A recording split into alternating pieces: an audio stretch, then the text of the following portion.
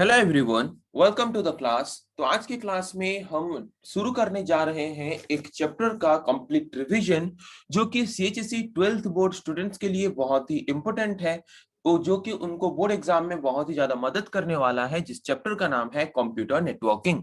Okay, तो आज की क्लास में हम कंप्यूटर नेटवर्किंग चैप्टर का कंप्लीट रिवीजन करेंगे, ताकि बच्चों को एग्जाम के टाइम में ये मदद करे, ताकि वो कम टाइम में इस वीडियो को देख के अपने टोटल चैप्टर को क्या कर सकें, रिवाइज कर सकें। जो कि 2020-21 सेशन के स्टूडेंट्स जो एग्जाम देने जा रहे हैं, आईटी सब्जेक्ट जिनका है, उनके लिए ये चैप्टर, ये टोटल वीडियो बहुत ही ज्यादा हेल्पफुल होने वाला है। ओके, तो चलिए शुरू करते हैं हमारा रिवीजन। तो इस टोटल चैप्टर में जितने भी टॉपिक्स हैं, सारे टॉपिक्स को हम यहाँ पे डिस्कस करेंगे थोड़ा थोड़ा करके, और सारे कॉन्सेप्ट के बारे में थोड़ा थोड़ा करके हम डिस्कस करेंगे, ताकि आप लोगों का रिवाइज हो जाए, ओवरलुक हो जाए कि इस पर्टिकुलर चैप्टर में जितने भी टॉपिक्स हैं, किस तरह के टॉपिक्स का काम किया है। ओके, तो चलिए शुरू करते हैं डिस्कशन। तो हमारा फर्स्ट टॉपिक यहाँ पे है computer network. Okay, what is computer network? Computer network क्या है? नेटवर्क एक स्पेसिफिक एरिया है जहां पे multiple number of devices, multiple number of computers एक दूसरे के साथ कनेक्टेड होते हैं। क्यों? एक दूसरे के बीच डाटा या फिर इंफॉर्मेशन शेयर करने के लिए। Okay, so multiple number of devices जो है वो कंप्यूटर्स हो सकते हैं, अदर नेटवर्क डिवाइसेस हो सकते हैं, कुछ भी हो सकते हैं, जिनको यूज करके हम क्या करते हैं, मल्टीपल नंबर ऑफ कंप्यूटर्स को कनेक्ट करते हैं और उनके बीच डाटा या फिर इंफॉर्मेशन को शेयर करते हैं।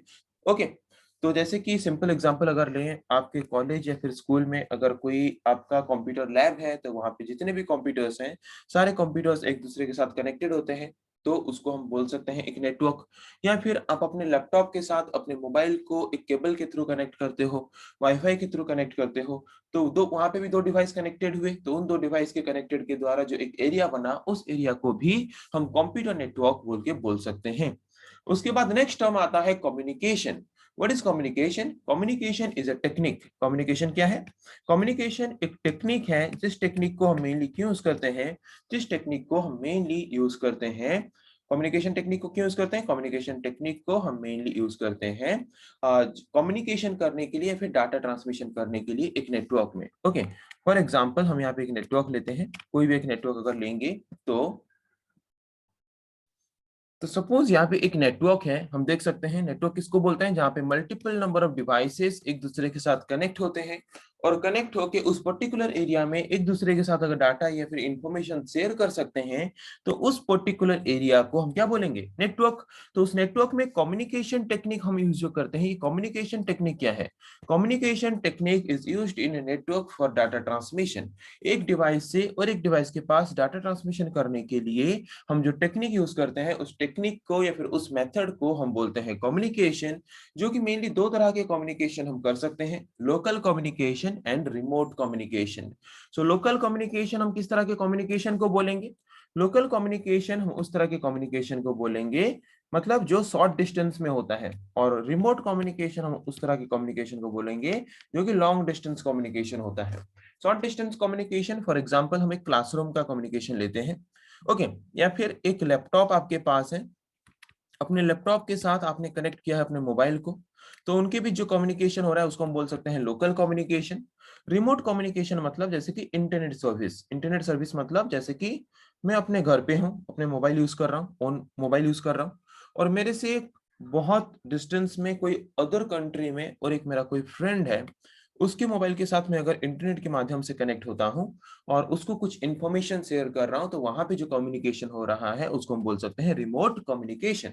Okay, so local communication is the short distance communication and remote communication is the long distance communication. Okay, उसके बाद what are the basic elements of communication? एक communication करने के लिए नेटवर्क में हमें क्या क्या बेसिक एलिमेंट्स की जरूरत है?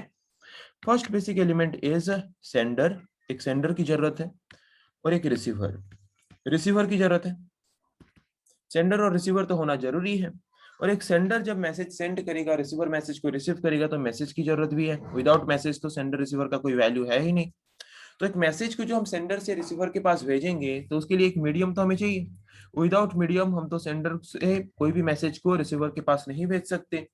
और उसके बाद जब भी हम कम्युनिकेशन करते हैं किसी के साथ, कुछ भी डाटा ट्रांसमिशन या फिर कुछ भी बातचीत किसी के साथ करते हैं, हर जगह पे कुछ ना कुछ सेट ऑफ रूल्स होता है। वैसे ही एक नेटवर्क में भी कम्युनिकेशन करते वक्त कुछ सेट ऑफ रूल्स हम फॉलो करते हैं, जिन सेट ऑफ रूल्स को हम क्या बोलते हैं, जिन सेट ऑफ रूल्स को हम बोलते हैं protocol.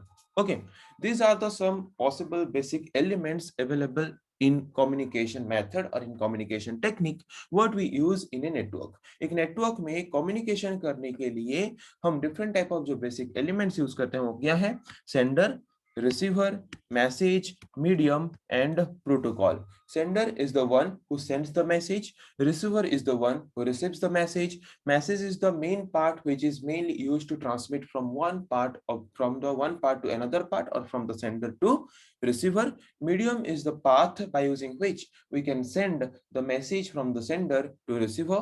Protocol is some set of rule that we apply in a network to control or to guide the communication what is happening in a particular network. Okay, तो अब तक हमने discuss किया computer network क्या है। ये एक specific area है जहां पे मल्टीपल नंबर ऑफ डिवाइसेस को हम एक दूसरे के साथ कनेक्ट करते हैं डाटा या फिर इंफॉर्मेशन को शेयर करने के लिए।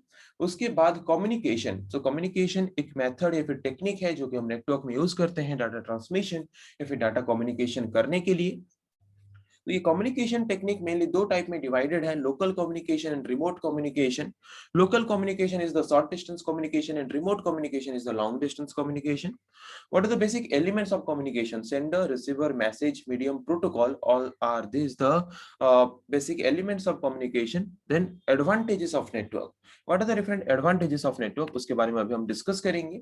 Advantages of network means हमें एक नेटवर्क के वजह से क्या क्या बेनिफिट मिलता है, क्या क्या एडवांटेजेस मिलता है। नेटवर्क बनाने के वजह से बेनिफिट हमें ये मिलता है कि हम एक कंप्यूटर का डाटा और एक कंप्यूटर के पास इजीली सेंड कर सकते हैं कहीं पे भी रह के, अगर वो दोनों डिवाइसेस एक नेटवर्क में कनेक्टेड हैं तो। मतलब डाटा शेयरिंग, फाइल शेयरिंग में आसानी होती है, रिसोर्स शेयरिंग में आसानी होती है। ओके, जिसकी वजह से हम क्या कर सकते हैं, कम टाइम में कोई भी लॉन्ग डिस्टेंस में अगर कोई यूजर है जो कि उसी नेटवर्क में कनेक्टेड है, उसके पास इजीली हम डाटा को शेयर कर सकते हैं। इसकी वजह से हमारा खर्चा भी मेंटेन हो जाता है, कम खर्चा होता है, इजीली डाटा ट्रांसमिशन हो सकता है। ओके, उसके साथ साथ यहाँ पे हम और क्या कर सकते हैं कि फॉर एग्जांपल सपोज नेटवर्क की वजह से, जैसे कि हम सब ऑनलाइन क्लास करते हैं, ऑनलाइन क्लास में क्या होता है कि अगर हमें कुछ नोट्स चाहिए, तो नोट्स अगर हमारे पास मोबाइल है, मोबाइल के थ्रू हम नेटवर्क में कनेक्टेड है, इंटरनेट में कनेक्टेड है, तो अगर हमारे टीचर्स हमें कुछ नोट्स प्रोवाइड करते हैं मोबाइल के थ्रू पीडीएफ के फॉर्म में, तो हमें उसको और कॉपी में लिखने की जरूरत नहीं होती है, डायरेक्टली हम मोबाइल से ही उसको पढ़ सकते हैं। इसकी वजह से हमें हार्ड कॉपी और निकालने की जरूरत नहीं है, हार्ड कॉपी आउटपुट निकालने की जरूरत नहीं है। सॉफ्ट कॉपी फॉर्म में हम क्या कर सकते हैं, मोबाइल में ही या फिर कंप्यूटर में ही उस आउटपुट को हम रीड कर सकते हैं, जिसकी वजह से हमारा जो लिखने का टाइम वेस्ट होता है वो टाइम सेविंग हो जाता है, जो हमारा लिखने का मतलब पेपर वेस्ट होता है वो पेपर भी सेव हो जाता है। ओके, और उसके वजह से और क्या कर सकते हैं, हम इजीली डिजिटल सिस्टम के थ्रू, कंप्यूटर के थ्रू हम जो भी डाटा रीड करना चाहते हैं इजीली उस डाटा को रीड कर सकते हैं। तो अगर एडवांटेजेस के थ्रू देखें तो हम नेटवर्क में अगर multiple number of devices connected हैं तो एक डिवाइस के डाटा को दूसरे डिवाइस के साथ इजीली शेयर कर सकते हैं। उसके साथ नेटवर्क में सिर्फ उन्हीं लोगों को ही हमारे डाटा को एक्सेस करने की परमिशन मिलता है जो उस नेटवर्क में कनेक्टेड है, उसके अलावा बाकी कोई भी यूजर्स को हमारे डाटा को एक्सेस करने की परमिशन नहीं मिलता। उसके साथ साथ अगर हम कुछ डाटा किसी के साथ शेयर करना चाहते हैं तो उसके लिए हमें मतलब हार्ड कॉपी फॉर्म में आउटपुट जनरेट करने की जरूरत नहीं है, इजीली हम सॉफ्ट कॉपी फॉर्म में किसी के पास भी हमारे आउटपुट को सेंड कर सकते हैं, ताकि उनको और पेपर में ना निकालना पड़े, डायरेक्टली अपने उस कंप्यूटर में या फिर मोबाइल में इजीली उस डाटा को रीड कर सकें, एक्सेस कर सकें। और यहाँ पे अगर हमारे नेटवर्क में एक मेन कंप्यूटर या फिर सर्वर होता है, अगर वो मेन कंप्यूटर या फिर सर्वर में हमने एंटीवायरस सॉफ्टवेयर इंस्टॉल किया है तो वो बाकी कंप्यूटर्स को भी क्या करता है, वायरस अटैक से प्रोटेक्ट करके रखता है। ओके, जिसकी वजह से यहाँ पे रिसोर्स शेयरिंग होता है। मतलब क्या, जैसे कि आप कोई नेट कैफे या फिर नेट पार्लर में गए होंगे तो वहाँ पे बहुत सारे कंप्यूटर्स होते हैं, पर वहाँ पे एक मेन कंप्यूटर होता है जहाँ पे उसका ओनर बैठा होता है और उसी मेन कंप्यूटर के साथ कनेक्टेड होता है प्रिंटर। ओके, तो हम बाकी कोई भी कंप्यूटर से अगर प्रिंट ऑप्शन में क्लिक करें तो वो जाके प्रिंट हो जाता है उसी प्रिंटर में जो प्रिंटर की मेन ओनर के कंप्यूटर के साथ कनेक्टेड है। तो वहां पे हम नेटवर्क के वजह से क्या कर पा रहे हैं, सिंगल हार्डवेयर डिवाइस को मल्टीपल नंबर ऑफ डिवाइसेस के लिए यूज कर पा रहे हैं, जिसकी वजह से हमारा खर्चा कम हो रहा है। इसीलिए हम बोल सकते हैं नेटवर्क इज कॉस्ट इफेक्टिव और लेस एक्सपेंसिव। ओके और जिसको हम इजीली मेंटेन कर सकते हैं। जैसे कि अगर मैं 10 ठो कंप्यूटर के लिए 10 ठो अलग अलग प्रिंटर यूज करूं तो उसको मेंटेन करना जितना कॉम्प्लिकेटेड होगा, अगर 10 ठो कंप्यूटर्स को नेटवर्क में कनेक्ट करके सिंगल मेन कंप्यूटर के साथ अगर एक ही प्रिंटर कनेक्ट करूं तो वो आसानी होगा, मतलब उसको मेंटेन करना ज्यादा इजी होगा, ज्यादा बेटर होगा। तो नेटवर्क की वजह से हम इजीली नेटवर्क को मैनेज कर सकते हैं, कम्युनिकेशन प्रॉपरली कर सकते हैं और कम खर्चे में सारी चीजों को इजीली मेंटेन भी कर सकते हैं। This are the advantages of network. तो अभी देखते हैं क्या है different type of disadvantages of network. Disadvantages of networks are, पहले नेटवर्क बनाने के लिए हमें जो भी सारे डिवाइसेस चाहिए, जो केबल्स चाहिए, जो कनेक्शन एस्टेब्लिशमेंट हमें करना है, इंस्टॉलेशन कॉस्ट जो है वो ज्यादा होता है। पहले नेटवर्क बनाने के लिए खर्चा जो है वो ज्यादा होता है। नेटवर्क बनाने के बाद उससे ज्यादा खर्चा नहीं होता, उसको मेंटेन करने में ज्यादा खर्चा होता है। ओके कि कभी कोई केबल टूट गया, कभी कंप्यूटर खराब हो गया, कभी कोई नेटवर्क डिवाइस खराब हो गया, तो वो डिवाइसेस की वजह से उसका जो खर्चा है वो खर्चा ज्यादा हो सकता है, वो एक डिसएडवांटेज है। उसके साथ साथ हर एक नेटवर्क में एक मेन कंप्यूटर या फिर एक सर्वर होता है।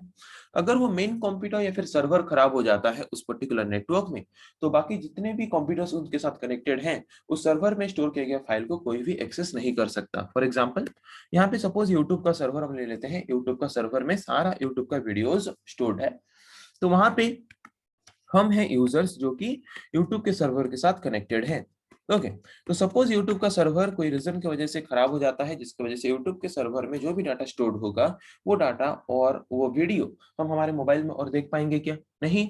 तो अगर यूट्यूब मतलब नेटवर्क में जो मेन कंप्यूटर या फिर सर्वर है वो अगर खराब हो जाता है तो बाकी कंप्यूटर्स में जो भी हमारे नेटवर्क के साथ कनेक्टेड है उनका कोई वैल्यू ही नहीं है, क्योंकि वो कोई भी डाटा एक्सेस ही नहीं कर सकते।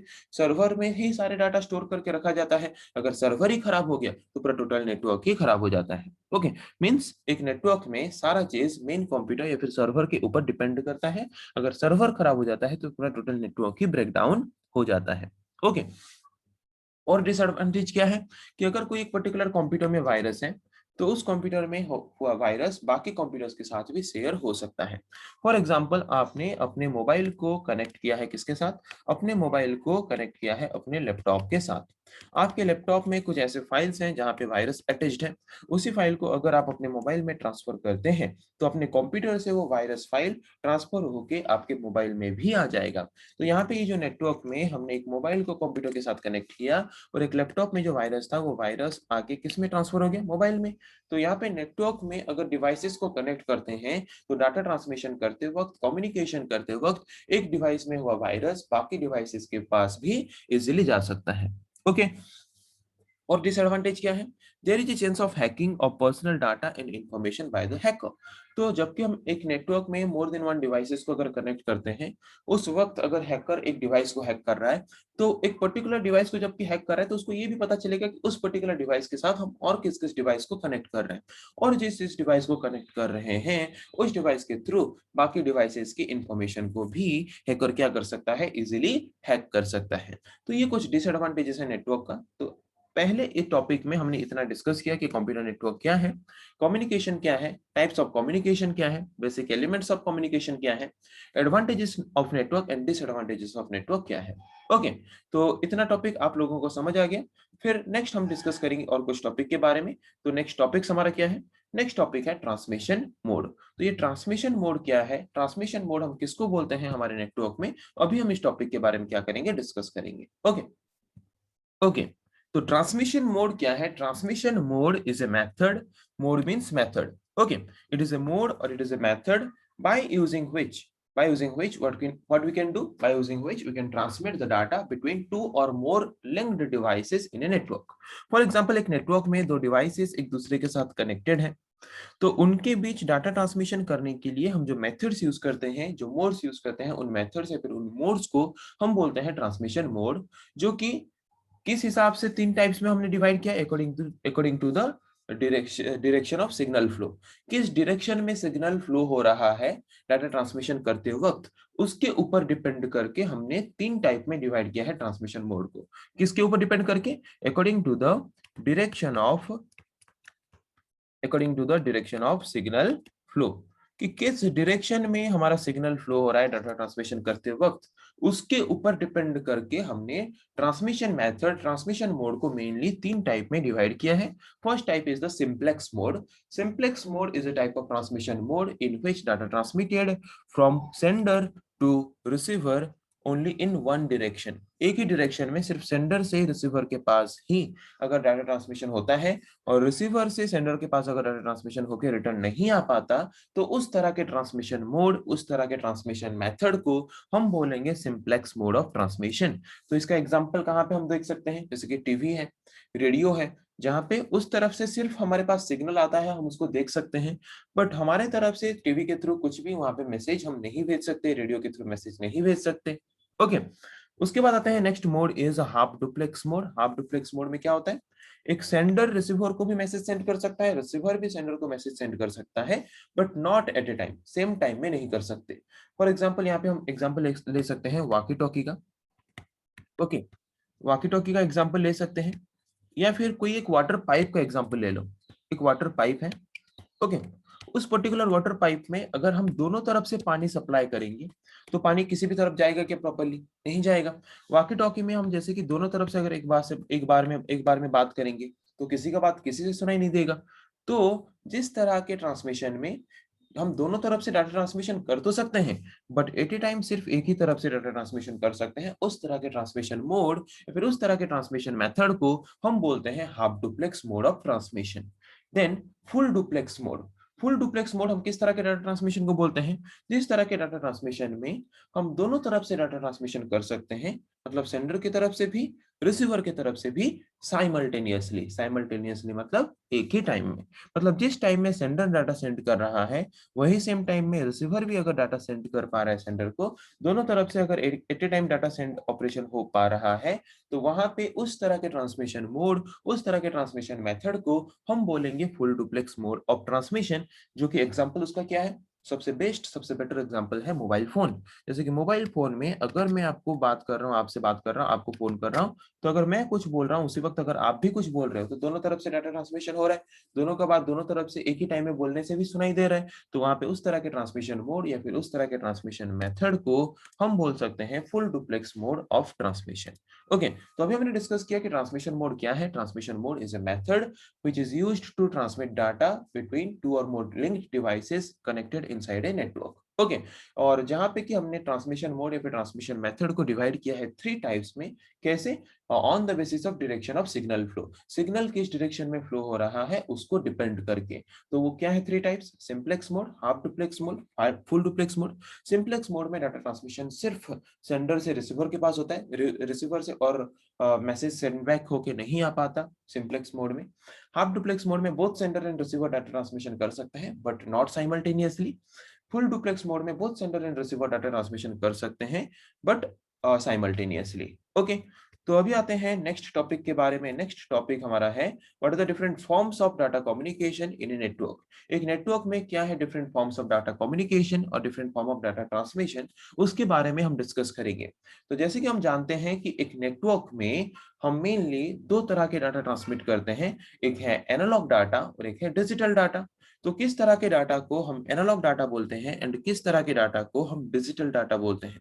ओके, तो पहले हम देखते हैं एनालॉग डाटा किस तरह के डाटा को बोलते हैं, रियल लाइफ कॉन्सेप्ट के हिसाब से पहले समझने की कोशिश करते हैं। ओके, तो एनालॉग डाटा उस तरह के डाटा को हम बोलते हैं जिस तरह के डाटा का वोल्टेज या फिर वैल्यू या फिर फ्रीक्वेंसी अकॉर्डिंग टू टाइम हमेशा वेरी करता रहता है, चेंज होता रहता है, उस तरह के डाटा को हम बोलते हैं एनालॉग डाटा।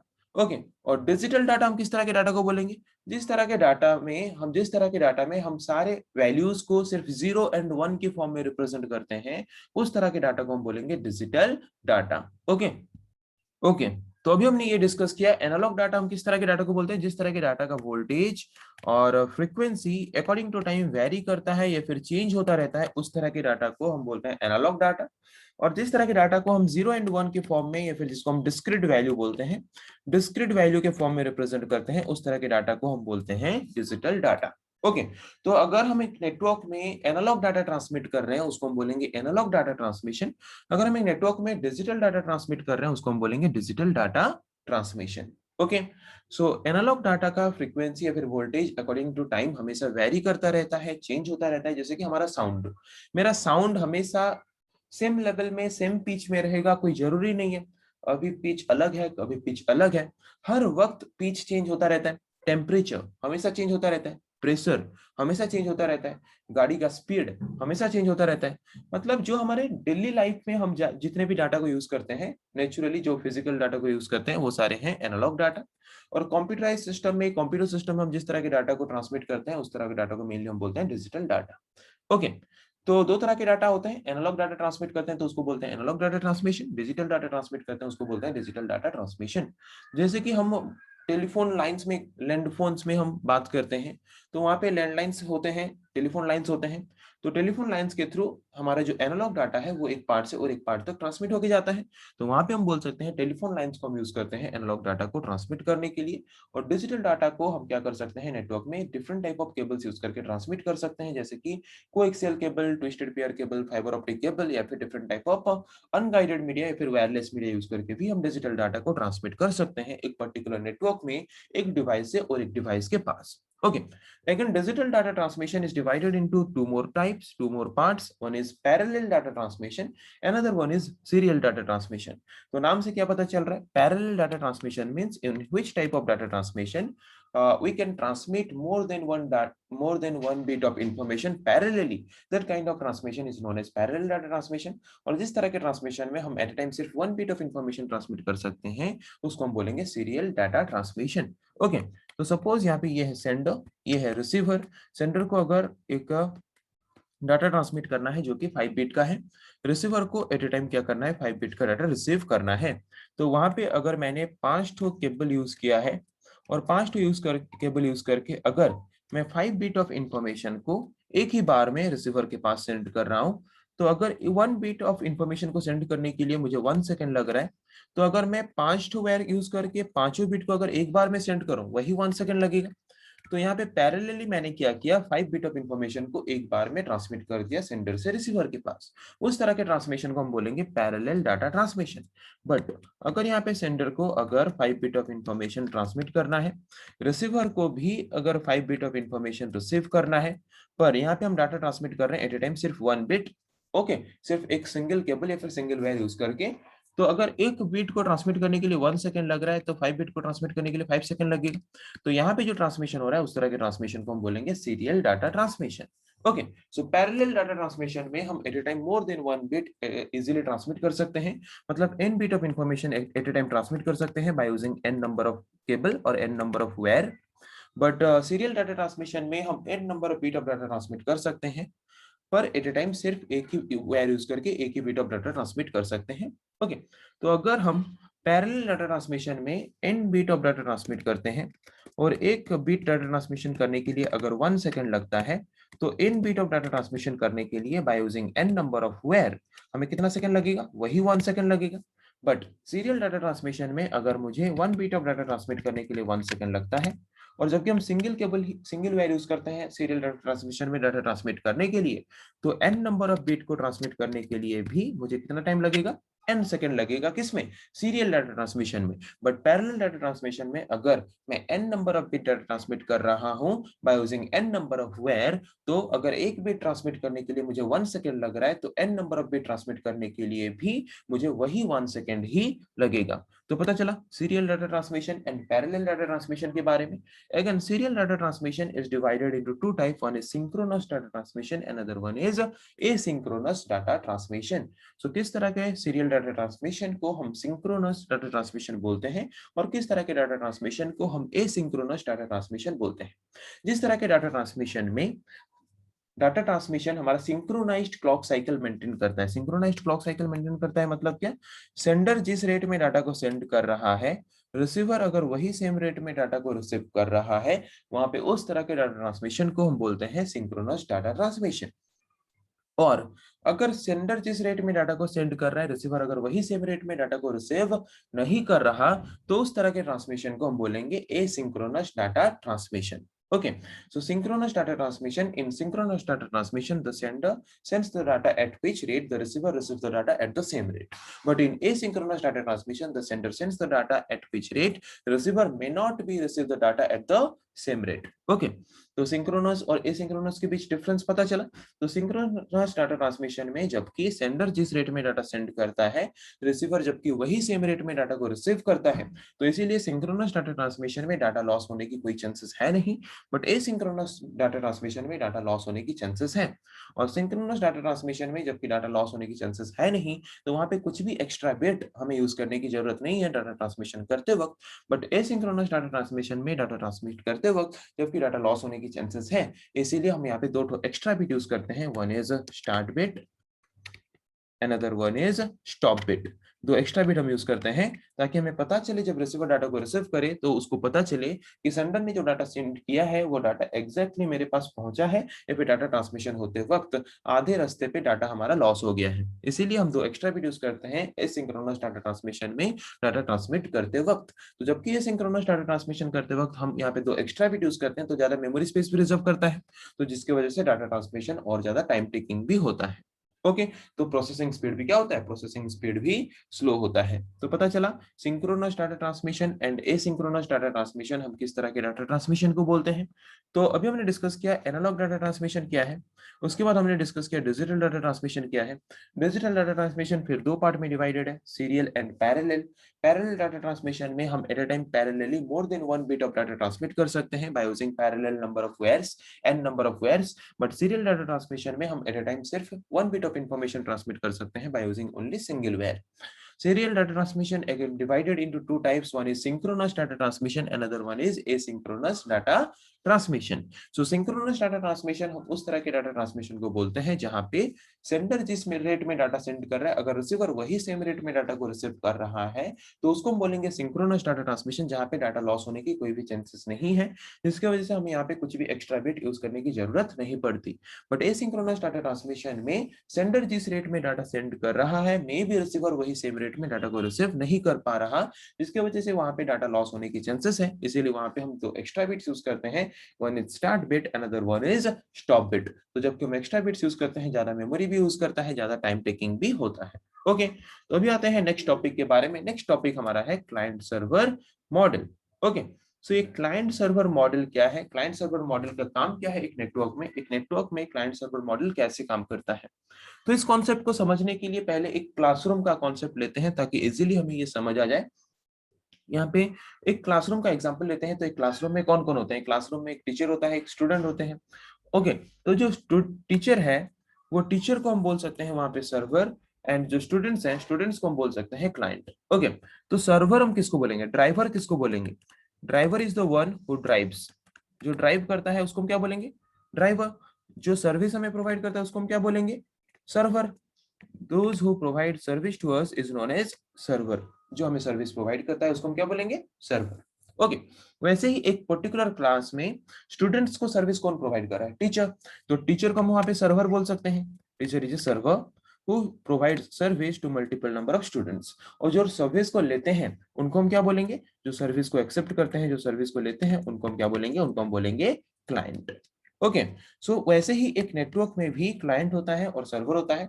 जो सर्विस प्रोवाइड करता है वो है सर्वर और जो सर्विस को लेता है वो है क्लाइंट. फॉर एग्जांपल यूट्यूब का एग्जांपल लेते हैं. जैसे कि यूट्यूब के सर्वर में हम सारे वीडियोस को स्टोर करते हैं और जो यूट्यूब का सर्वर हमें सर्विस प्रोवाइड करता है इसीलिए वो यूट्यूब का सर्वर है. और हम लोग जबकि यूट्यूब के द्वारा प्रोवाइड किए गए सर्विस को यूज करते हैं तो हम लोग हैं क्लाइंट, जो कि यूट्यूब के सर्वर के द्वारा प्रोवाइड किया गया सर्विस को यूज करते हैं या फिर एक्सेप्ट करते हैं. Okay, client is the one, client are the computers which are connected in a network. एक नेटवर्क में कनेक्ट किया गया हर एक कंप्यूटर को हम क्या बोलेंगे, क्लाइंट, जो कि सर्वर से सर्विस लेता है. और हर एक क्लाइंट कंप्यूटर का अपना अपना खुद का आईपी एड्रेस होता है. जैसे कि मैं अगर अपने कंप्यूटर को एक नेटवर्क में कनेक्ट कर रहा हूं तो वहां पे मैं क्लाइंट हो गया, तो मेरा कंप्यूटर का अपना आईपी एड्रेस होगा. जितने भी कंप्यूटर्स एक नेटवर्क में कनेक्टेड होंगे, जितने भी क्लाइंट्स एक नेटवर्क में कनेक्टेड हुए होंगे, हर एक क्लाइंट का अपना अपना खुद का अपना अपना आईपी एड्रेस होता है. ओके, उसके बाद server. Server is the main computer which provides services to the client which are connected in a network. एक नेटवर्क में एक सर्वर मेन कंप्यूटर है जो कि नेटवर्क में कनेक्ट हुआ जितने भी क्लाइंट्स हैं उन क्लाइंट को सर्विस प्रोवाइड करता है. Okay, then NIC. एनआईसी का फुल फॉर्म है network interface card.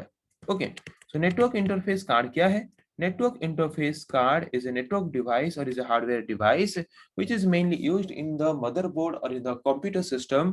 Why we use this network device? This network device is mainly used to connect computers into the network. Computers को network में connect करने के लिए हम use करते हैं जिस तरह के network device को, उस तरह के network device को हम क्या बोलते हैं? NIC और network interface card. Okay, then another point is network. What is network? Network is a specific area where multiple number of devices are connected with each other. Network is a specific area where servers and clients are connected with each other to share the data and information between each of them. एक दूसरे के बीच data या फिर information को share करने के लिए एक नेटवर्क एक पर्टिकुलर एरिया में जो सर्वर एंड क्लाइंट एक दूसरे के साथ कनेक्टेड है उस पर्टिकुलर एरिया को हम क्या बोलेंगे? नेटवर्क. तो यहाँ पे एक क्लाइंट सर्वर मॉडल कैसे काम करता है? एक क्लाइंट सर्वर मॉडल में हमें क्या क्या एलिमेंट चाहिए एक नेटवर्क को क्लाइंट सर्वर मॉडल के हिसाब से रिप्रेजेंट करने के लिए. तो अगर एक नेटवर्क को हम क्लाइंट सर्वर मॉडल में है बोल के कब बोलेंगे? अगर उस पर्टिकुलर नेटवर्क में एक मेन कंप्यूटर या फिर सर्वर है जो कि उसके साथ कनेक्टेड हुआ बाकी क्लाइंट्स को सर्विस प्रोवाइड करता है, उस मॉडल को हम बोलेंगे क्लाइंट सर्वर मॉडल. तो आजकल के जितने भी नेटवर्क्स हैं सारे नेटवर्क्स को हम बोल सकते हैं कि क्लाइंट सर्वर मॉडल को बेस करके ही काम कर रहा है सारे नेटवर्क. ओके, तो ये क्लाइंट सर्वर मॉडल काम कैसे करता है? तो क्लाइंट सर्वर मॉडल में पहले क्लाइंट क्या करता है? रिक्वेस्ट भेजता है सर्वर को. उसको जिस तरह का सर्विस चाहिए उसी तरह का रिक्वेस्ट भेजेगा. वो HTTP प्रोटोकॉल यूज करके भी सर्विस मतलब रिक्वेस्ट भेज सकता है या फिर FTP प्रोटोकॉल यूज करके भी रिक्वेस्ट भेज सकता है. तो जो रिक्वेस्ट भेजता है क्लाइंट सर्वर को सर्विस के लिए उस तरह के रिक्वेस्ट को हम बोलेंगे HTTP क्लाइंट रिक्वेस्ट और FTP क्लाइंट रिक्वेस्ट. उसके बाद सर्वर उस रिक्वेस्ट को एक्सेप्ट करने के बाद प्रोसेस करता है. प्रोसेस करने के बाद वो हमें सर्विस प्रोवाइड करता है. किसको सर्विस प्रोवाइड करेगा? जो क्लाइंट उसको रिक्वेस्ट किया होगा. तो उस पर्टिकुलर क्लाइंट को जो रिस्पॉन्स देता है उस रिस्पॉन्स को हम क्या बोलते हैं? HTTP सर्वर रिस्पॉन्स और FTP सर्वर रिस्पॉन्स. ओके, तो पता चला एक क्लाइंट सर्वर मॉडल कैसे काम करता है. एक क्लाइंट सर्वर मॉडल में पहले एक क्लाइंट सर्वर को रिक्वेस्ट भेजेगा, चाहे वो HTTP प्रोटोकॉल यूज करके हो या फिर FTP प्रोटोकॉल यूज करके हो, तो जिसको कि हम बोलते हैं HTTP क्लाइंट रिक्वेस्ट और FTP क्लाइंट रिक्वेस्ट. फिर सर्वर क्या करेगा? उस पर्टिकुलर रिक्वेस्ट को प्रोसेस करेगा. प्रोसेस करके वो रिस्पॉन्स देगा. किसको? उसी पर्टिकुलर क्लाइंट को जो क्लाइंट ने रिक्वेस्ट किया था. तो जो रिस्पॉन्स सर्वर प्रोवाइड करेगा उस पर्टिकुलर क्लाइंट को, उस रिस्पॉन्स को हम बोलेंगे HTTP सर्वर रिस्पॉन्स और FTP सर्वर रिस्पॉन्स. तो this is the client server model जिसको बेस करके हमारा नेटवर्क में सारा कम्युनिकेशन सारा ट्रांसमिशन पॉसिबल होता है. ओके, सो अभी आते हैं और एक तरह के टॉपिक के बारे में. और एक टॉपिक हमारा जो नेक्स्ट टॉपिक है network topology. What is network topology? Network तो हमें पता है, टोपोलॉजी क्या है? Topology means the arrangement of computers in a network is known as topology और नेटवर्क टोपोलॉजी. एक पर्टिकुलर नेटवर्क में कंप्यूटर्स या फिर नेटवर्क डिवाइसेस के अरेंजमेंट को, फिजिकल अरेंजमेंट को हम बोलते हैं नेटवर्क टोपोलॉजी. फिजिकली हम नेटवर्क में एक कंप्यूटर्स को कैसे अरेंज करके रखें, उस फिजिकल अरेंजमेंट को हम क्या बोलते हैं? Network topology. तो डिफरेंट टाइप ऑफ अरेंजमेंट हम यूज करते हैं. तो नेटवर्क टोपोलॉजी यूज करने की मेन मोटिव क्या है एक नेटवर्क में? The main motive of using network topology in a network is to reduce the complexity of communication in a network.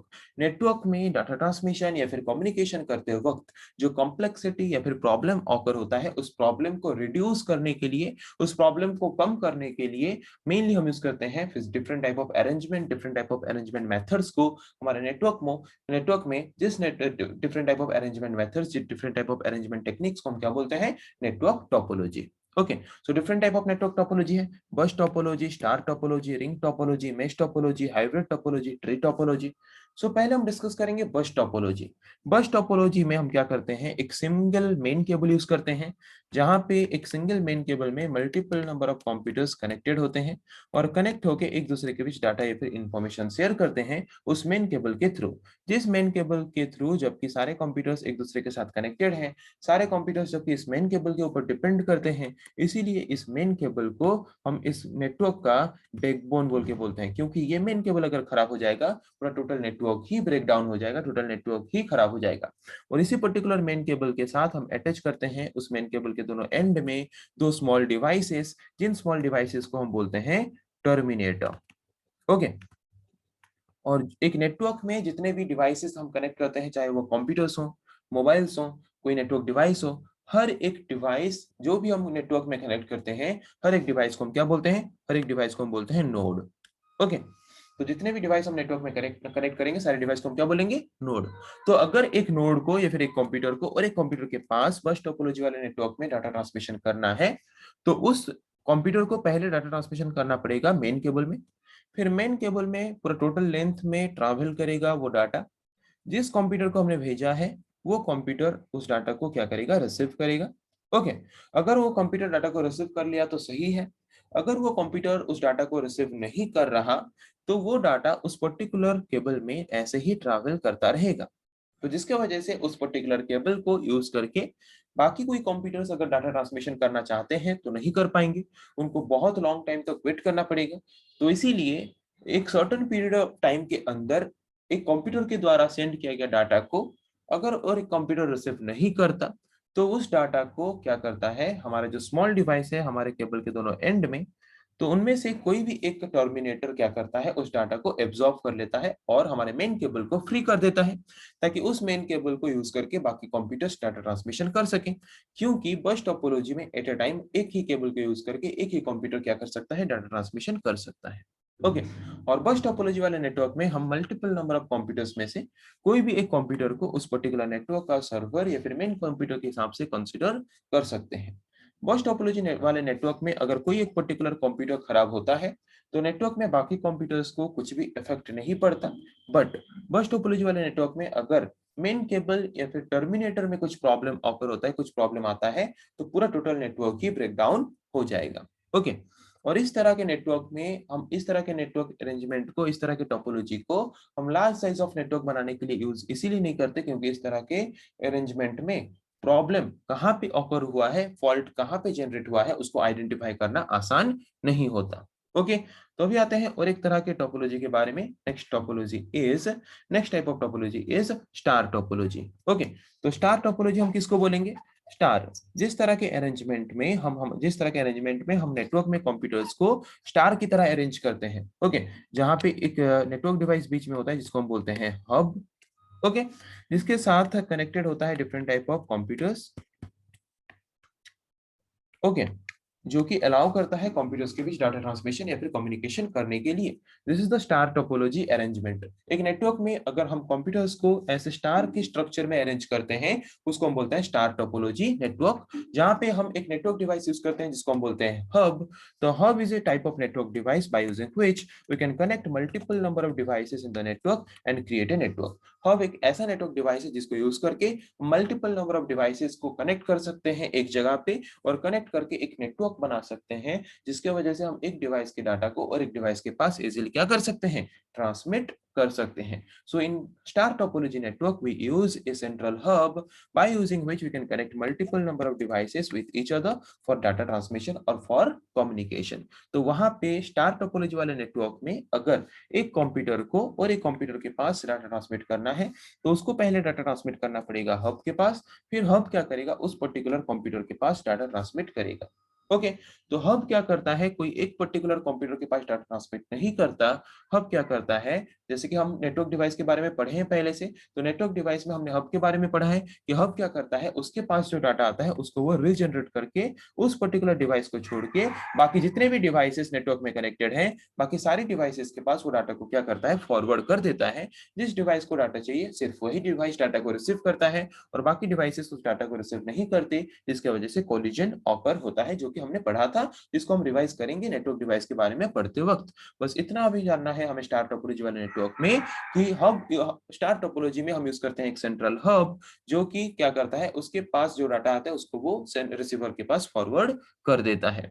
तो यहाँ पे स्टार टोपोलॉजी वाले नेटवर्क में अगर हब, सेंट्रल हब अगर खराब होता है, तो पूरा टोटल नेटवर्क ही डैमेज हो जाएगा, क्योंकि सारा डाटा ट्रांसमिशन, सारा कनेक्शन उसी से ही है। अगर वो खराब है तो टोटल सब खराब है। तो स्टार टोपोलॉजी वाले नेटवर्क में जब भी हम कुछ एक्स्ट्रा डिवाइसेस यूज करते हैं, जैसे कि सेंट्रल हब यूज करते हैं, ज्यादा केबल्स यूज करते हैं, इसीलिए स्टार टोपोलॉजी ज्यादा एक्सपेंसिव है as compare to bus topology.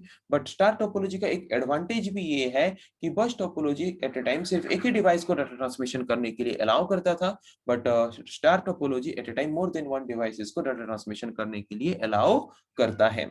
Okay, और स्टार टोपोलॉजी ज्यादा एफिशिएंट है, ज्यादा बेटर है as compare to bus topology, क्योंकि इसमें हम ज्यादा रिलायबली, ज्यादा बेटर तरीके से डाटा ट्रांसमिशन कर सकते हैं as compare to bus topology. तो यहाँ पे अगर एक कंप्यूटर और हब के बीच जो कनेक्शन है तो वो अगर खराब होता है तो बाकी जो कनेक्टेड है नेटवर्क में डिवाइसेस हब के साथ, उनको कुछ इफेक्ट पड़ेगा क्या? कुछ भी इफेक्ट नहीं पड़ेगा। बट अगर सेंट्रल हब खराब हो जाता है तो पूरा टोटल नेटवर्क ही डैमेज हो जाएगा।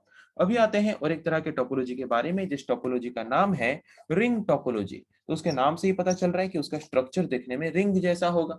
रिंग मतलब सर्कुलर फैशन में नेटवर्क में डिवाइसेस कनेक्टेड हुए होंगे। जिस तरह के नेटवर्क में हमने हमारे कंप्यूटर्स को सर्कुलर फैशन में कनेक्ट करके रखा है, उस तरह के नेटवर्क अरेंजमेंट को हम बोलते हैं रिंग टोपोलॉजी अरेंजमेंट और रिंग टोपोलॉजी नेटवर्क। ओके, सो रिंग टोपोलॉजी वाले अरेंजमेंट में हम हमारे नेटवर्क में कंप्यूटर्स को सर्कुलर फैशन में कनेक्टेड करके रखते हैं, जहां पे डाटा ट्रांसमिशन यूनिडायरेक्शनली होता है, या तो क्लॉकवाइज और एंटी क्लॉकवाइज, कोई एक ही डायरेक्शन में डाटा ट्रांसमिशन होता है रिंग टोपोलॉजी वाले अरेंजमेंट में नेटवर्क में। ओके, और यहाँ पे कोई मेन कंप्यूटर या फिर कोई सर्वर नहीं होता, जैसे कि बस टोपोलॉजी में हम कोई भी एक कंप्यूटर को सर्वर के हिसाब से कंसीडर कर सकते हैं। स्टार टोपोलॉजी में हम सेंट्रल हब को सर्वर के हिसाब से कंसीडर कर सकते हैं। बट रिंग टोपोलॉजी में यहाँ पे ना ही कोई मेन कंप्यूटर या ना ही कोई सर्वर होता है, सारे क्लाइंट होते हैं यहाँ पे। और अगर हमें कोई एक कंप्यूटर से और एक कंप्यूटर के पास डाटा ट्रांसमिशन करना है तो कंप्यूटर्स के थ्रू ही हम डाटा को ट्रांसमिट करते करते जाएंगे। तो यहाँ पे एक बेनिफिट ये है कि अगर हम large amount of data transmit करना चाहते हैं इस तरह के नेटवर्क में लॉन्ग डिस्टेंस तक, तो इजीली कर सकते हैं, क्योंकि यहाँ पे एक कंप्यूटर से और एक कंप्यूटर के पास जब डाटा जाएगा तो वो कंप्यूटर उस डाटा के स्पीड को फिर से रीजनरेट करेगा और फिर आगे फॉरवर्ड करेगा, फिर ये कंप्यूटर रीजनरेट करेगा, फिर आगे फॉरवर्ड करेगा, फिर ये रीजनरेट करेगा, फिर ये आगे फॉरवर्ड करेगा। इसके वजह से क्या होता है कि डाटा ट्रांसमिशन स्पीड स्लो नहीं होता और लॉन्ग डिस्टेंस तक इजीली डाटा ट्रांसमिशन हो सकता है। पर यहाँ पे प्रॉब्लम ये है कि इनमें से अगर कोई एक कंप्यूटर खराब हो जाता है तो डाटा ट्रांसमिशन पॉसिबल नहीं है और डाटा ट्रांसमिशन हम इजीली नहीं कर सकते। कोई एक सिंगल कंप्यूटर भी अगर खराब होता है तो यहाँ पे डाटा ट्रांसमिशन इजीली हम नहीं कर सकते। ओके, बस टोपोलॉजी में जैसे कि अगर हम कुछ नया कंप्यूटर ऐड करना चाहते हैं नेटवर्क में, इजीली ऐड कर सकते हैं। स्टार टोपोलॉजी वाले नेटवर्क में भी अगर हम नया कंप्यूटर ऐड करना चाहते हैं, इजीली ऐड कर सकते हैं। बट रिंग टोपोलॉजी में अगर हम एक नया कंप्यूटर ऐड करना चाहते हैं तो इजीली नहीं कर सकते, हमें कहीं ना कहीं कनेक्शन में चेंजेस करना पड़ेगा अगर हम नया computer star topology ring topology वाले अरेंजमेंट वाले नेटवर्क में ऐड करना चाहते हैं तो। बट ये बस टोपोलॉजी और स्टार टोपोलॉजी में इजीली हो जाता था। बस टोपोलॉजी में हम इजीली नया कंप्यूटर ऐड कर सकते हैं, पुराने कंप्यूटर्स को रिमूव कर सकते हैं। स्टार टोपोलॉजी में भी हम इजीली नया कंप्यूटर ऐड कर सकते हैं, पुराने कंप्यूटर्स को रिमूव कर सकते हैं। बट रिंग टोपोलॉजी में ना ही हम नया कंप्यूटर ऐड कर सकते हैं इजीली बिना नेटवर्क को इफेक्ट किए, ना ही हम पुराने कंप्यूटर्स को निकाल सकते हैं। अगर हम नया कंप्यूटर ऐड करेंगे या फिर पुराने कंप्यूटर्स को निकालेंगे तो नेटवर्क को जैसे करके क्या पड़ेगा, इफेक्ट पड़ेगा। ओके, और रिंग टोपोलॉजी में कोई एक कंप्यूटर अगर खराब हो जाता है तो टोटल नेटवर्क ही डैमेज हो जाता है। और रिंग टोपोलॉजी में जबकि एक कंप्यूटर से एक कंप्यूटर करके डाटा ट्रांसमिशन होता है तो यहाँ पे इजी हो जाता है हमारे लिए ये पिन पॉइंट करने के लिए, फिर आइडेंटिफाई करने के लिए कि हमारे नेटवर्क में कौन सा कनेक्शन में डिफेक्ट है, जिसकी वजह से हम इजीली पता कर सकते हैं कहाँ पे प्रॉब्लम है। प्रॉब्लम को हम कैच कर सकते हैं और कैच करके उस प्रॉब्लम को सॉल्व करके नेटवर्क को फिर से सेट कर सकते हैं। किसमें? रिंग टोपोलॉजी में। तो रिंग टोपोलॉजी में जबकि computers by computers data transmission होता है तो वहां पे डाटा ट्रांसमिशन स्पीड स्लो होता है। तो सपोज 90 नंबर में कोई कंप्यूटर्स है, सपोज एक नेटवर्क में 100 कंप्यूटर्स कनेक्टेड है, 90 नंबर में कोई कंप्यूटर है तो 1 से करके 89 कंप्यूटर्स को दे के 90 नंबर कंप्यूटर के पास वो डाटा आएगा, तो डाटा ट्रांसमिशन स्पीड स्लो होगा कि नहीं? तो रिंग टोपोलॉजी में डाटा ट्रांसमिशन स्पीड स्लो होता है as compare to star topology and bus topology. Okay, तो अभी आते हैं और एक तरह के टोपोलॉजी के बारे में, जिस टोपोलॉजी का नाम है मेश टोपोलॉजी।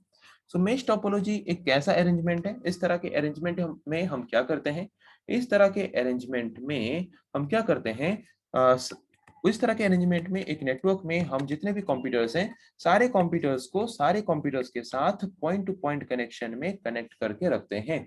ओके, सारे कंप्यूटर्स के साथ कनेक्टेड होके रहते हैं।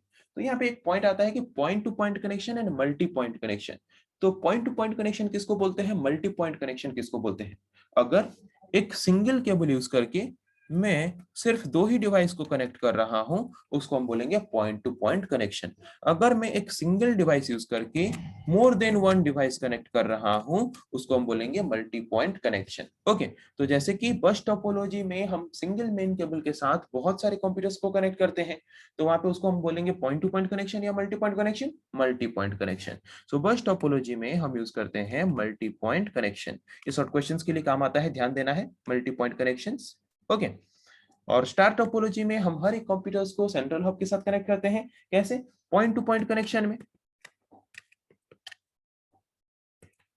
रिंग टोपोलॉजी में हर एक कंप्यूटर एक दूसरे के साथ कनेक्टेड होते हैं। कैसे? पॉइंट टू पॉइंट कनेक्शन में।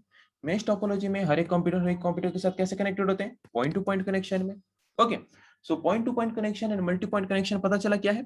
जिस तरह के कनेक्शन में हम सिंगल केबल यूज करके मोर देन वन कंप्यूटर्स को कनेक्ट करते हैं, उसको बोलते हैं multi point connection. Single cable use करके सिर्फ अगर दो ही डिवाइस को कनेक्ट करते हैं, उसको हम बोलते हैं point to point connection. So mesh topology में हर एक कंप्यूटर बाकी सारे कंप्यूटर्स के साथ पॉइंट टू पॉइंट कनेक्शन में कनेक्टेड होता है।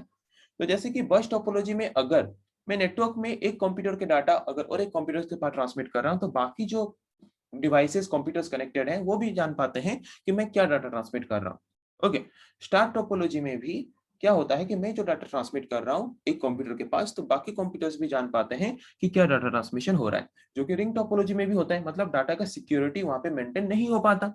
बट मेश टोपोलॉजी में जबकि हर एक कंप्यूटर को हमने हर एक कंप्यूटर के साथ इंडिविजुअली कनेक्ट किया है, तो वहां पे हम जो डाटा ट्रांसमिशन करते हैं वो सिक्योरली हो सकता है। मतलब अगर मैं इनमें से कोई एक कंप्यूटर से पर्सनली इस कंप्यूटर के पास कोई डाटा ट्रांसमिशन करना चाहता हूं, तो डायरेक्टली कर सकता हूं, जिसकी वजह से ना ही इसको पता चलेगा ना ही इसको पता चलेगा। तो यहाँ पे हमारा डाटा सिक्योर रहा कि नहीं, जो कि ना ही बस टोपोलॉजी में होता था, ना ही स्टार टोपोलॉजी में होता था, ना ही रिंग टोपोलॉजी में होता था। तो यहाँ पे मेश टोपोलॉजी में डाटा ट्रांसमिशन सिक्योरली हो पाता है, क्योंकि डेडिकेटेड पाथ या फिर फिक्स्ड लाइन यूज करके हम क्या कर सकते हैं, उनके बीच डाटा ट्रांसमिशन इजीली कर सकते हैं। ओके, और यहाँ पे जबकि बहुत सारे कनेक्शंस हैं, उनमें से कोई एक कनेक्शन भी अगर खराब हो जाता है तो बाकी कनेक्शंस को कुछ भी इफेक्ट नहीं पड़ता। तो इसीलिए हम इस तरह के टोपोलॉजी को रोबस्ट आर्किटेक्चर बोल के बोलते हैं। रोबस्ट आर्किटेक्चर हम उसको बोलते हैं जहां पे एक कनेक्शन खराब होने की वजह से भी अगर नेटवर्क को कुछ भी इफेक्ट नहीं पड़ता, तो उसको हम बोलेंगे रोबस्ट आर्किटेक्चर वाला नेटवर्क। ओके, तो यहाँ पे जबकि इस तरह के नेटवर्क अरेंजमेंट में हर एक कंप्यूटर सारे कंप्यूटर्स के साथ कनेक्टेड है उस नेटवर्क में, तो उस तरह के अरेंजमेंट को, उस तरह के नेटवर्क को हम टोटल लिंक टोपोलॉजी भी बोलते हैं। हम मेश टोपोलॉजी को टोटल लिंक टोपोलॉजी भी बोलते हैं, क्योंकि यहाँ पे टोटली हर एक कंप्यूटर बाकी सारे कंप्यूटर्स के साथ क्या है, बाकी सारे कंप्यूटर्स के साथ कनेक्टेड है। इसीलिए हम मेश टोपोलॉजी को टोटल लिंक टोपोलॉजी भी बोलते हैं। और मेश टोपोलॉजी में जबकि हम बहुत सारे केबल्स यूज करते हैं, इसीलिए यहाँ पे जो कॉस्ट है बहुत ही ज्यादा एक्सपेंसिव होता है, बहुत ही ज्यादा कॉस्टली होता है। It is more expensive as compare to other network topology, but data transmission speed as compare to other network topology ये बहुत ही फास्टर स्पीड में सर्विस प्रोवाइड करता है, क्योंकि यहाँ पे बहुत सारे पाथ्स हैं डाटा ट्रांसमिशन करने के लिए, जिसकी वजह से डाटा ट्रांसमिशन करने की कोई दिक्कत नहीं आती, और इसमें डाटा सिक्योरली ट्रांसमिट होता है as compare to other network topology. Okay, उसके बाद हम आते हैं और एक तरह के नेटवर्क टोपोलॉजी के बारे में, जिसका नाम है hybrid topology. Hybrid means what? Hybrid topology is a kind of topology which is the combination of more than one topology in a single network. एक सिंगल नेटवर्क में अगर हम मोर देन वन टोपोलॉजी वाले अरेंजमेंट को use करके हमारे network को design कर रहे हैं, तो उस तरह के टोपोलॉजी को हम बोलेंगे हाइब्रिड टोपोलॉजी। फॉर एग्जांपल मैंने यहाँ पे लिया एक रिंग टोपोलॉजी। ओके, और यहाँ पे मैंने लिया और एक स्टार टोपोलॉजी।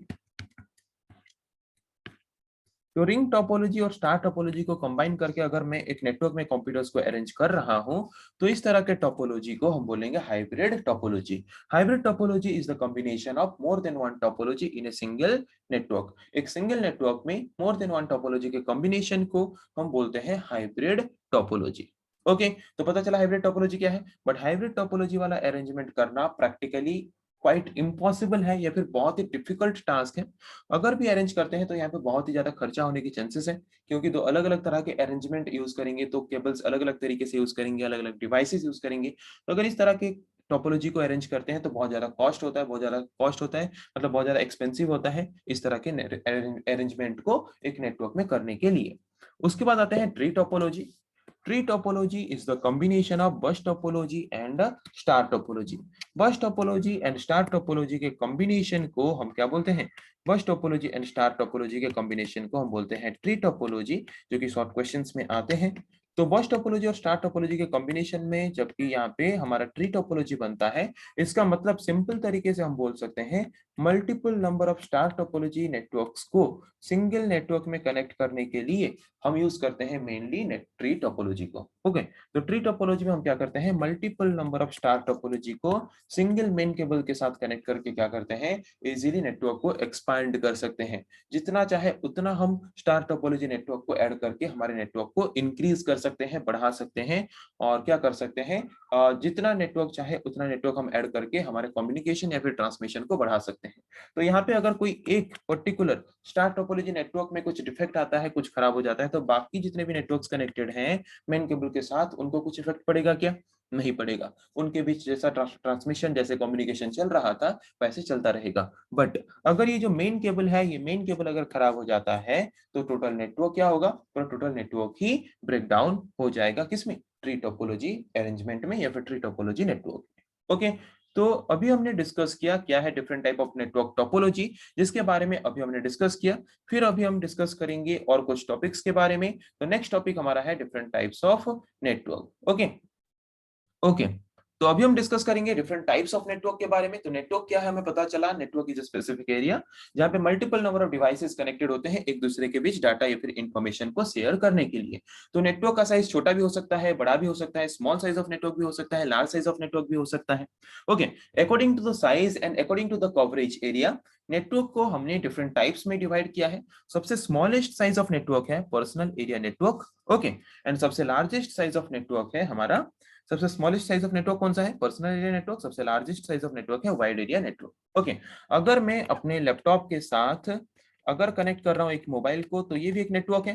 तो ये सबसे स्मॉलेस्ट साइज ऑफ नेटवर्क है। इस तरह के नेटवर्क को हम बोल सकते हैं पर्सनल एरिया नेटवर्क। और इंटरनेट जो कि दुनिया का सबसे बड़ा नेटवर्क है, उसको हम बोल सकते हैं वाइड एरिया नेटवर्क। ओके, तो the smallest size of network is personal area network. उससे थोड़ा बड़ा साइज का नेटवर्क है लोकल एरिया नेटवर्क। उससे और थोड़ा बड़ा साइज का नेटवर्क है मेट्रोपॉलिटन एरिया नेटवर्क। उससे और थोड़ा बड़ा साइज का नेटवर्क है wide area network. Okay, personal area network up to 10 meter तक एरिया कवर करता है, स्मॉलेस्ट साइज ऑफ नेटवर्क है। Local area network up to 10 kilometer तक एरिया कवर करता है। Metropolitan area network up to 100 to 200 kilometer तक area cover करता है। और wide area network whole globe, whole country, whole state को कवर कर सकता है। ओके, तो यहाँ पे पेन मतलब पर्सनल एरिया नेटवर्क, लैन मतलब लोकल एरिया नेटवर्क, मैन मतलब मेट्रोपॉलिटन एरिया नेटवर्क, एंड वैन मतलब वाइड एरिया नेटवर्क। ओके, तो सबसे स्मॉलेस्ट साइज ऑफ नेटवर्क क्या है पता चला। तो नेटवर्क जितना छोटा है उसमें प्रॉब्लम भी उतना कम होगा, और नेटवर्क जितना बड़ा है उसमें प्रॉब्लम उतना ज्यादा होगा। Okay, so smallest size of network कौन सा है? Personal area network. तो यहाँ पे एरर रेट या फिर प्रॉब्लम ऑकर होने की चांसेस लेस होते हैं।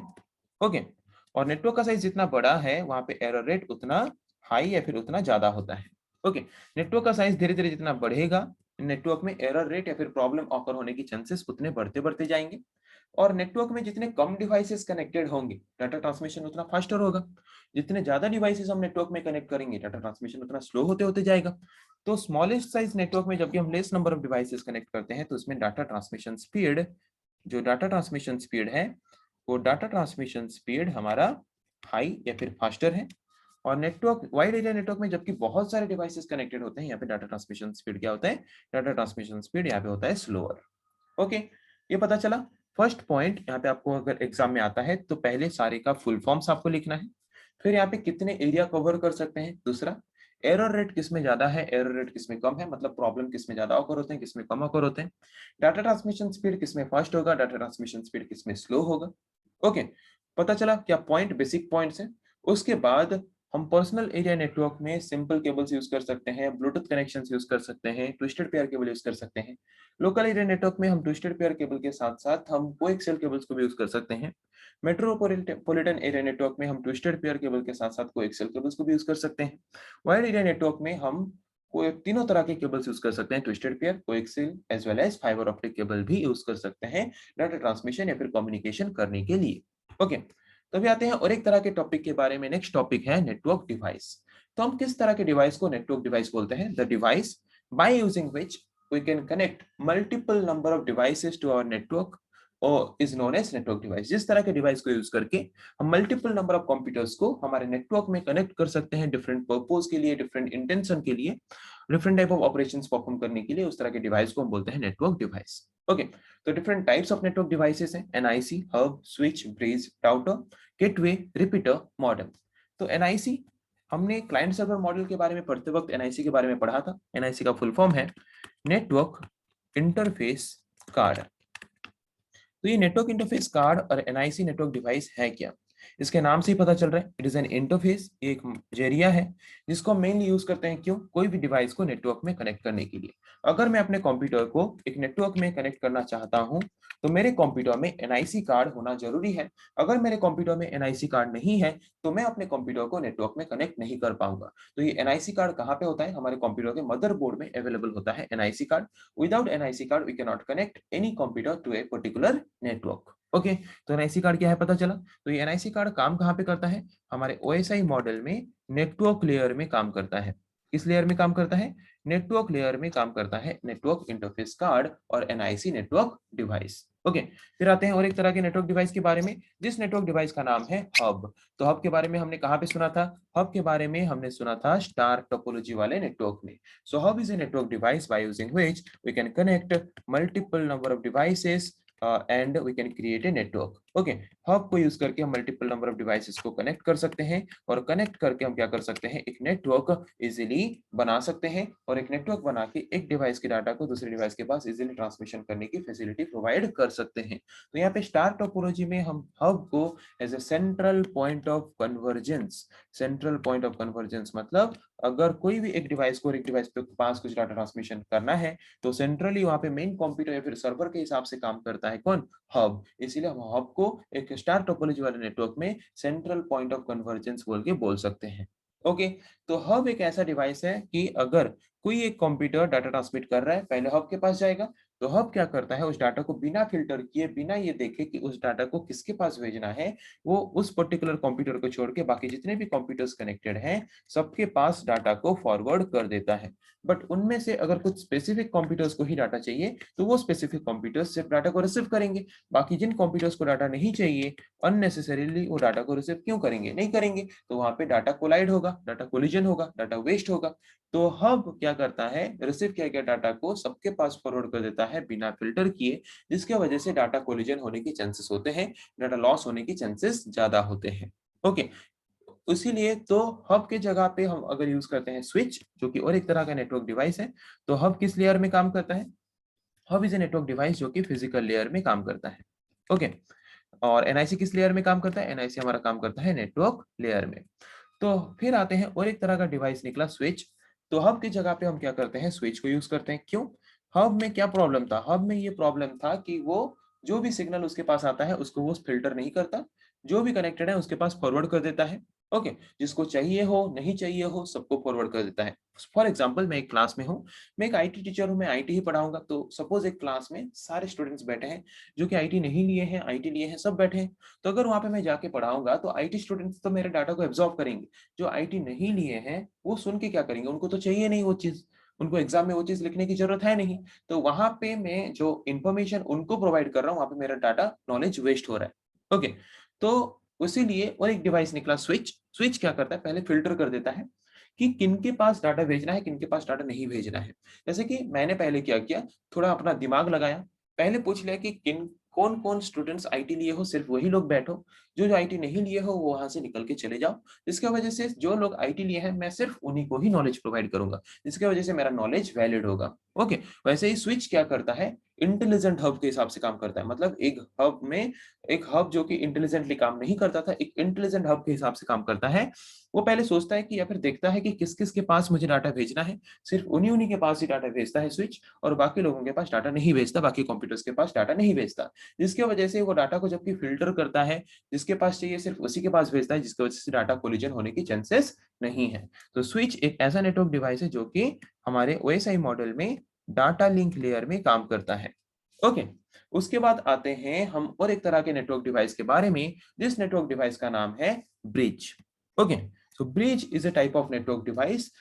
जिस तरह के नेटवर्क डिवाइस को यूज करके हम क्या करते हैं, जिस तरह के नेटवर्क डिवाइस को हम यूज करके मोर than one similar type of networks को कनेक्ट करते हैं। मतलब मेनली हम मोर than one local area networks को कनेक्ट करके सिंगल नेटवर्क के हिसाब से यूज करने के लिए हम यूज करते हैं जिस तरह के नेटवर्क डिवाइस को, उस नेटवर्क डिवाइस को हम बोलते हैं bridge. Bridge is a type of network device by using which we can connect similar type of network and use them as a single network. Okay, तो ब्रिज भी हमारा काम करता है डाटा लिंक लेयर में। ओके, ब्रिज भी हमारा किस लेयर में काम करता है, ब्रिज भी हमारा काम करता है डाटा लिंक लेयर में। तो ब्रिज जबकि दो सेम टाइप ऑफ नेटवर्क्स को कनेक्ट करके सिंगल नेटवर्क के हिसाब से यूज करने की फैसिलिटी प्रोवाइड करता है, तो यहाँ पे ब्रिज क्या करता है, ब्रिज यूज करता है MAC address of the devices. Okay, क्या यूज करता है, डिवाइसेस के मैक एड्रेसेस को यूज करता है। मतलब सोर्स डिवाइस, डेस्टिनेशन डिवाइस सबका मैक एड्रेस यूज करता है और मैक एड्रेस यूज करके एक टेबल मेंटेन करता है जिस टेबल में सारे डिवाइसेस का इंफॉर्मेशन को स्टोर करके रखता है। जिस टेबल को हम क्या बोलते हैं, जिस टेबल को हम बोलते हैं ब्रिज टेबल। ओके, उसके बाद आते हैं और एक तरह के नेटवर्क डिवाइस के बारे में, जिस नेटवर्क डिवाइस का नाम है router. Router is a network device which is mainly used to connect to dissimilar type of network using different protocol. एक लोकल एरिया नेटवर्क है या फिर एक पर्सनल एरिया नेटवर्क है। एक पर्सनल एरिया नेटवर्क को एक वाइड एरिया नेटवर्क के साथ कनेक्ट करना है। वाइड एरिया नेटवर्क मतलब इंटरनेट, और पर्सनल एरिया नेटवर्क मतलब मेरा मोबाइल एंड लैपटॉप कनेक्ट करके अगर मैं एक छोटा सा नेटवर्क बनाया हूं, तो अगर मुझे इंटरनेट कनेक्शन चाहिए, इंटरनेट मतलब वाइड एरिया नेटवर्क, तो मैं राउटर के थ्रू क्या कर सकता हूँ, इंटरनेट कनेक्शन ले सकता हूँ, ब्रॉडबैंड कनेक्शन ले सकता हूँ, हाँ कि नहीं। सो राउटर एक ऐसा नेटवर्क डिवाइस है जो कि दो अलग अलग तरह के नेटवर्क्स को कनेक्ट करने में हमें मदद करता है by using different type of protocol. तो ये राउटर काम करता है किस लेयर में, ये राउटर काम करता है नेटवर्क लेयर में।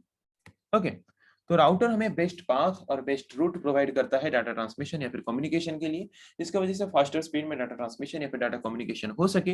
तो राउटर भी एक टेबल मेंटेन करता है जहां पे वो सोर्स डिवाइसेस, डेस्टिनेशन डिवाइसेस का IP address, cost of transmission सारा मेंटेन करके रखता है, जिस टेबल को हम बोलते हैं राउटिंग टेबल।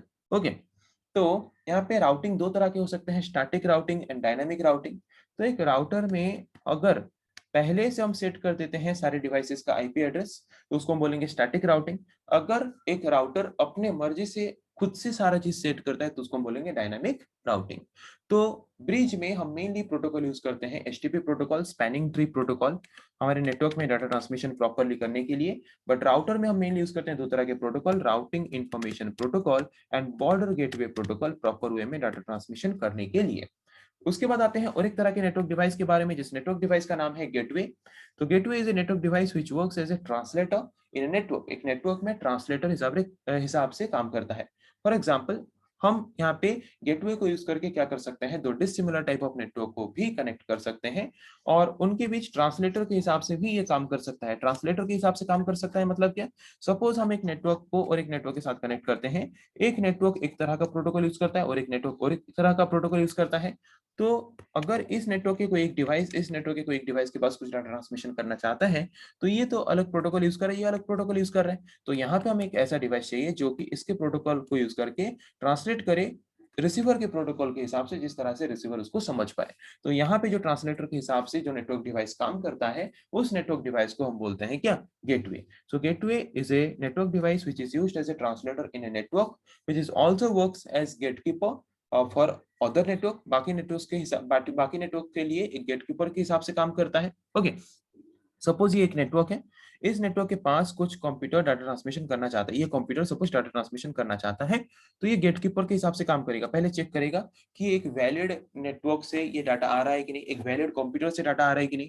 चेक करने के बाद, वेरीफाई करने के बाद, अगर उसको लगता है कि ये सही डिवाइस से ट्रांसमिशन होकर डाटा आ रहा है, तब जाके वो अलाउ करेगा नेटवर्क के अंदर डाटा को आने के लिए। मतलब एक सिक्योरिटी मैनेजर हिसाब से भी, एक गेटकीपर के हिसाब से भी काम करता है कौन, गेटवे। ओके, तो गेटवे को हम हमारे एक नेटवर्क का एंट्रेंस पॉइंट बोल सकते हैं। जैसे कि सपोज ये आपका कॉलेज है, कॉलेज का एंट्रेंस पॉइंट होता है। ओके, तो ये एंट्रेंस पॉइंट देख के ही कोई अंदर आएगा, तो अगर हमारे नेटवर्क के पास कुछ डाटा ट्रांसमिशन कोई करना चाहता है तो वो किसके थ्रू करेगा, गेटवे के थ्रू। गेटवे के थ्रू ही एंटर करके अंदर आएगा, तो इसीलिए गेटवे को हम एंट्रांस पॉइंट बोल सकते हैं हमारे नेटवर्क का। और गेटवे एक गेटकीपर के हिसाब से भी काम करता है, मतलब जैसे सिक्योरिटी होता है हमारे गेट में, कॉलेज में सिक्योरिटी चेक करेगा पहले कि जो भी आया है वो हमारे कॉलेज कैंपस के साथ उसका कोई लिंक है या नहीं है। अगर लिंक है उसको लगता है तब जाके वो अंदर छोड़ेगा, अगर नहीं है वो अंदर नहीं छोड़ता। सिमिलरली हमारा जो गेटवे है उसको अगर लगेगा कि जो डाटा ट्रांसमिशन होके आया है वो वैलिड है तो छोड़ेगा, अगर उसको वैलिड ना लगे तो वो नेटवर्क के अंदर उसको जाने ही नहीं देगा।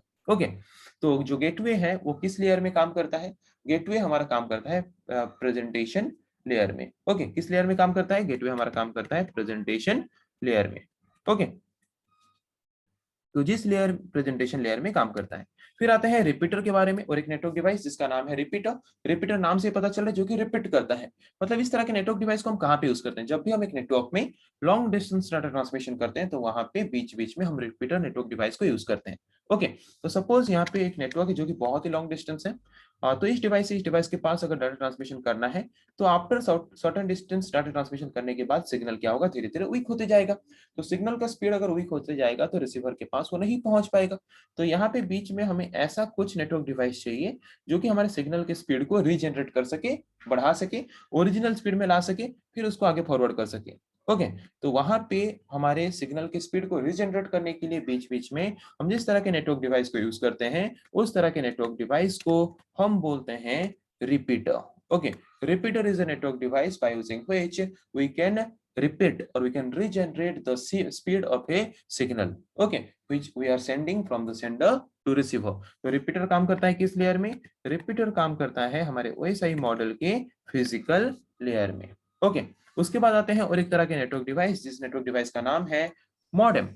तो मॉडेम एक कन्वर्टर या फिर एक ट्रांसलेटर है जो कि एनालॉग सिग्नल को डिजिटल में, डिजिटल सिग्नल को एनालॉग में ट्रांसलेट करने के लिए यूज किया जाता है। इसका नाम क्या है, modem. Modem means mo plus dem. Mo means modulator and dem means demodulator. Okay, तो मॉड्यूलेटर हम किसको बोलेंगे, डीमॉड्यूलेटर किसको बोलेंगे। मॉड्यूलेटर हम इसको बोलेंगे जो कि डिजिटल सिग्नल को एनालॉग सिग्नल में कन्वर्ट करता है, उसको हम बोलेंगे मॉड्यूलेटर। जो एनालॉग सिग्नल को डिजिटल सिग्नल में कन्वर्ट करता है उसको हम क्या बोलेंगे, डीमॉड्यूलेटर। ओके, तो ये जो मॉडेम नेटवर्क डिवाइस है ये बोथ मॉड्यूलेटर एंड डीमॉड्यूलेटर के हिसाब से काम करता है। डिजिटल सिग्नल को एनालॉग में, एनालॉग सिग्नल को डिजिटल में कन्वर्ट करने के लिए हमें मदद करता है हमारे कंप्यूटर सिस्टम में। इसीलिए इस तरह के नेटवर्क डिवाइस का नाम क्या है, मॉडेम। ओके, तो समझ आया मॉडेम क्या है। तो आज के टोटल क्लास में हमने कंप्यूटर नेटवर्किंग चैप्टर को कंप्लीटली रिवाइज किया है। तो आई थिंक आप लोगों को कंप्लीट जो भी हमने डिस्कस किया वो अच्छा लगा, अच्छे से समझ आया होगा। और अगर आपको और कुछ हेल्प चाहिए तो आप कमेंट सेक्शन में हमें बता भी सकते हो।